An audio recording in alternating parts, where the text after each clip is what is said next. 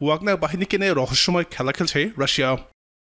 President Putin জানিয়েছেন Wagner বাহিনীর আইনত কোনো অস্তিত্ব নেই। পুতিন আরও বলেছেন ইউক্রেনের পশ্চিমা ট্যাঙ্কগুলো আগে ধ্বংস করা হবে। কিন্তু বেলারুশ জানাচ্ছে তাদের সাথে প্রশিক্ষণ দিচ্ছে ওয়াগনার বাহিনী। এরকম বক্তব্যে চরম বিভ্রান্তিতে পৌঁছে পশ্চিমারা। তারা বুঝতে পারছে না কি ঘটতে চলেছে। রাশিয়ার প্রেসিডেন্ট ভ্লাদিমির পুতিন দাবি করছেন ওয়াগনার বাহিনীর অস্তিত্ব বলতে আর কিছুই নেই। কুমারসান্ট নামে এক সংবাদ মাধ্যমকে দেওয়া সাক্ষাৎকারে তিনি এমন মন্তব্য করেন। গত 24 জুন বিজয় ঘোষণা দিয়ে হতবাক করে দেন পুতিনের ঘনিষ্ঠ হিসেবে পরিচিত ইয়েভগেনি প্রিগোজিনের নেতৃত্বাধীন ওয়াগনার গ্রুপ। চলমান ইউক্রেন রাশিয়ার যুদ্ধে গুরুত্বপূর্ণ ভূমিকা রাখা এই গ্রুপের বিদ্রোহের বিষয়টিতে আগ্রহী হয়ে ওঠে পুরো বিশ্ব। পশ্চিমা অনেক দেশে এটা রাশিয়া এবং পুতিনের জন্য একটি সংকটময় পরিণতির সম্ভাবনা দেখছিল। কিন্তু শেষ পর্যন্ত পুতিন ভালোভাবেই বিষয়টি সামলে ওঠেন। ওই বিষয়টি নিয়ে কথা বলতে গিয়ে পুতিন বলেন, রাশিয়ায় বেসরকারি সামরিক সংস্থা বিষয়ক কোনো আইন নেই, সুতরাং ওয়াগনার গ্রুপেরও আইনত কোনো অস্তিত্ব নেই। তিনি জানান, গত মাসের শেষের দিকে ওয়াগনার বিদ্রোহের কয়েকদিন পরেই ওয়াগনার প্রধানসহ প্রায় 40 জন ওয়াগনার প্রতিনিধির সঙ্গে তার বৈঠক হয়। সেখানে তিনি বিদ্রোহের কথা মাথা থেকে ঝেড়ে ফেলে রাশিয়ায় কাজ করার প্রস্তাব দিয়েছিলেন। এমনকি ইউক্রেনে ফিরে আগের কমান্ডারের অধীনে আবারও লড়াই করার প্রস্তাব দেওয়া হয়েছিল। উপস্থিত অনেক ওয়াগনারের প্রতিনিধি এতে রাজি হলেও প্রিগোজিন তাতে সম্মত হয়নি। তিনি মন্তব্য করেছিলেন, আমরা যোদ্ধারা এই সিদ্ধান্তে একমত হব না। ক্রেমলিনের মুখপাত্র দিমিত্রি পেসকোভ জানান, বিদ্রোহের পরের সপ্তাহে 29 জুন বৈঠকটি অনুষ্ঠিত হয়েছিল। তবে ওয়াগনারের শীর্ষস্থানীয় কমান্ডারদের উপস্থিতিতে বৈঠকটি কোথায় অনুষ্ঠিত হয়েছিল সে ব্যাপারে কিছুই জানাননি তিনি। অবশ্য রাশিয়ার মধ্যে এই বৈঠকটি অনুষ্ঠিত হয়েছে বলে কিছু অসমর্থিত সূত্রে জানা গেছে। এদিকে রাশিয়ার প্রতিরক্ষা মন্ত্রণালয় জানিয়েছে, এরই মধ্যে ওয়াগনার বাহিনী তাদের কাছে অস্ত্র এবং সামরিক সরঞ্জাম ফেরত দিয়েছে। তারা ট্যাঙ্ক, মোবাইল রকেট লঞ্চার এবং অন্যান্য ভারী অস্ত্রসহ 2000 টনের বেশি সামরিক সরঞ্জাম রাশিয়ান কর্তৃপক্ষের কাছে হস্তান্তর করেছে। ইউক্রেন যুদ্ধে রাশিয়ার পক্ষে উল্লেখযোগ্য অবদান রেখেছিল ওয়াগনার বাহিনী। কিন্তু এক পর্যায়ে অসহযোগিতার অভিযোগ এনে রাশিয়ার সামরিক নেতৃত্বের বিরুদ্ধে বিদ্রোহ করে বসে প্রায় 25,000 যোদ্ধা ভাড়াটে বাহিনী ওয়াগনার গ্রুপ। কিন্তু বড় কিছু হয়ে যাওয়ার আগেই বেলারুশের প্রেসিডেন্ট আলেকজান্ডার লুকাশেঙ্কোর মধ্যস্থতায় এই বিদ্রোহ নাটকের সম্পর্কটি ঘটে। এরপর থেকে ওয়াগনার প্রধানের দেখা পাওয়া যাচ্ছিল না। এই অবস্থায় গত 29 জুন তার সঙ্গে পুতিনের বৈঠকের কথা প্রকাশ পায়। তবে এরপরেও প্রিগোজিন কোথায় আছে সে ব্যাপারে কেউ কিছু জানতে পারেনি। আমেরিকা আশঙ্কা প্রকাশ করেছে হয়তো তাকে এরই মধ্যে মেরে ফেলা হয়েছে অথবা কারাগারে আটক করে রাখা হয়েছে। তবে তারা এই আশঙ্কার সপক্ষে কোনো যুক্তি তুলে ধরেনি। এদিকে রাশিয়ার এই ভাড়াটে যোদ্ধাদের বাহিনী ওয়াগনার বেলারুশের দক্ষিণ পূর্বে একটি সামরিক ঘাঁটিতে স্বাগতিক দেশের সৈন্যদের সামরিক প্রশিক্ষণ দিচ্ছে বলে খবর পাওয়া গেছে।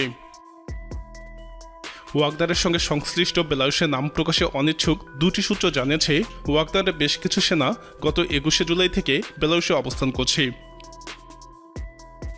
এসব সেনা বেলারুশের সৈন্যদের সামরিক প্রশিক্ষণ দিচ্ছে। ইউক্রেনে রাশিয়া বিশেষ সামরিক অভিযানে গুরুত্বপূর্ণ ভূমিকা পালনকারী ওয়াগনার গত মাসে মস্কোর বিরুদ্ধে একটি স্বল্পকালীন সামরিক অভ্যুত্থান করে। ওয়াগনার প্রধান ইয়েভগেনি প্রিগোজিন দাবি করেন, তার বাহিনীর বিরুদ্ধে রাশিয়ার প্রতিরক্ষামন্ত্রী এবং সেনাপ্রধানের অন্যায় আচরণের প্রতিবাদ জানাতেই তিনি অভ্যুত্থান করেছেন। ওই অবস্থায় বেলারুশের প্রেসিডেন্ট আলেকজান্ডার লুকাশেঙ্কো রাশিয়ার প্রেসিডেন্ট ভ্লাদিমির পুতিন এবং প্রিগোজিনের মধ্যে বিরোধ মিটিয়ে ফেলার কাজে মধ্যস্থতা করেন। 3 পক্ষের মধ্যে অর্জিত সমঝোতা অনুযায়ী ওয়াগনার বাহিনী তাদের অভ্যুত্থানের অবসান ঘটায়, ওয়াগনারের হাজার হাজার সদস্যকে বেলারুশে চলে যাওয়ার সুযোগ দেওয়া হয় এবং প্রিগোজিনের বিরুদ্ধে আনিত ফৌজদারি মামলা প্রত্যাহার করা হয়। প্রিগোজিন পরে দাবি করেন, প্রেসিডেন্ট পুতিনের সরকার উৎখাতে কোনো পরিকল্পনা তার ছিল না। তবে ওই সমঝোতার পর থেকে এখন পর্যন্ত ওয়াগনারের কোনো যোদ্ধাকে বেলারুশে দেখা যায়নি। বাহিনীর প্রধান প্রিগোজিনও 24 জুনের পর আর জনসম্মুখে আসেনি। এরই মধ্যে বেলারুশের সূত্রগুলো দাবি করল কিছু ওয়াগনার যোদ্ধা দেশটিতে অবস্থান করছে এবং তারা সে দেশের সেনাবাহিনীকে সামরিক প্রশিক্ষণ দিচ্ছে। রাশিয়ার প্রতিরক্ষা মন্ত্রণালয় এক বিবৃতিতে বলেছে, ওয়াগনার বাহিনীর সরকারের কাছে 2000 বেশি সমরাস্ত্র এবং 2500 টন গোলাবারুদ জমা দিয়েছে। এছাড়াও এই বাহিনীর হাজার হাজার সদস্য এখনও ইউক্রেনের পূর্বাঞ্চলে রুশ নিয়ন্ত্রিত এলাকায় অবস্থান করছে বলে ধারণা করা হচ্ছে। এদিকে রাশিয়ার প্রেসিডেন্ট ভ্লাদিমির পুতিন বলেছেন, পশ্চিমা দেশগুলো ইউক্রেনে যেসব ট্যাঙ্ক পাঠাচ্ছে সেগুলো আমাদের ছেলেদের ধ্বংস তালিকায় অগ্রাধিকার পাবে।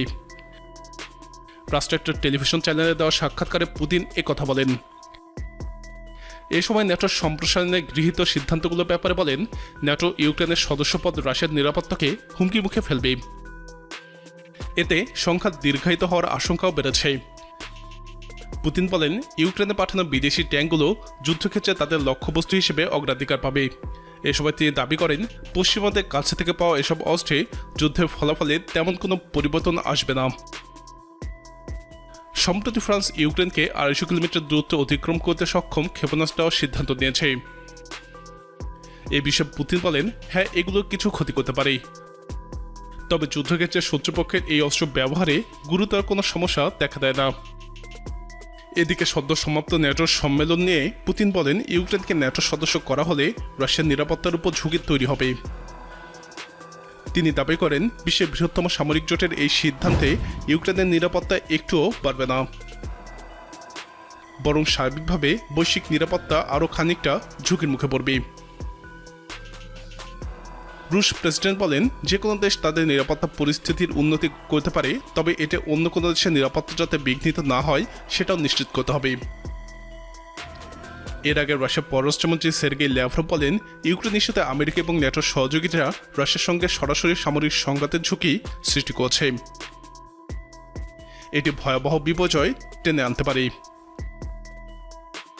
পরমাণু বহনে সক্ষম F-16 যুদ্ধবিমান দেওয়ার ব্যাপারে তিনি মন্তব্য করেন, ইউক্রেনকে এ ধরনের অস্ত্র দেওয়া হলে আমরা সেটিকে পশ্চিমাদের পক্ষ থেকে আসা সরাসরি পারমাণবিক ঝুঁকি হিসেবে বিবেচনা করব। এছাড়াও রাশিয়ার নিরাপত্তা কাউন্সিলের সহকারী সচিব দিমিত্রি মেদভেদেভ সতর্ক করে বলেন, ইউক্রেনকে সহায়তা করার মাধ্যমে তৃতীয় বিশ্বযুদ্ধের হুমকিকে আরও কাছাকাছি নিয়ে আসছে ন্যাটো। প্রিয় দর্শক, ওয়াগনার ইস্যুতে রাশিয়া ঠিক কী পরিকল্পনা নিয়ে এগোচ্ছে বলে আপনি মনে করেন? আপনার মতামত কমেন্টে জানান।